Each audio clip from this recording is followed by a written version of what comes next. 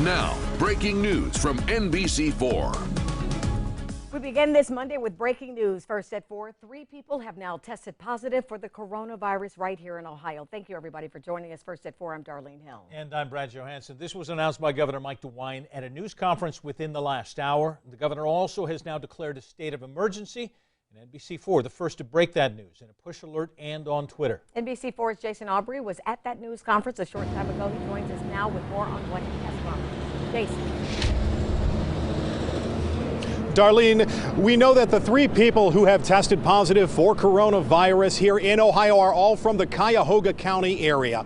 All 3 of them testing positive today, coming back with that positive test. We know that 2 of those individuals are a married couple. They were on a cruise on the Nile recently. They've come home, tested positive now. One of them has been hospitalized, the other one not yet.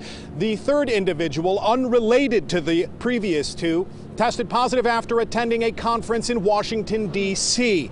And all 3 of them are in their mid-50s. Tonight, the governor and the director of the Department of Health here in Ohio are recommending older adults avoid crowds. They say that is the older that you are, the more likely you are going to potentially get this virus. Now, what we do know is that they have activated the Emergency Operations Center. That happened at 1 o'clock this afternoon, and that the hotline that we told you about last week is still up and running. They told us that over 1,000 people have made calls this weekend to that hotline, and that if you feel like you should continue to use that hotline. And the medical professionals, the professionals who are answering those calls, will assist you any way they can. For now, if you have concerns about whether or not you may have been exposed to these individuals, the health department tells us they will contact you. Take a listen.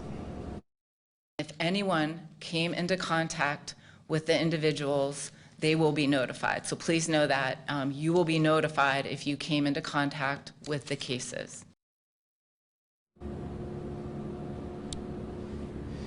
Now, the state government is telling everyone we need to use common sense now. They also announced that there would be a halt to all travel for state employees that was non-essential. Life is going to be different, they tell us, here in Ohio over the next few weeks to months until this epidemic can be resolved. They ask for patience, and they tell us that they will continue to provide information as soon as they know it, when they have it in their hands as well. For now, we are live down here at the State House.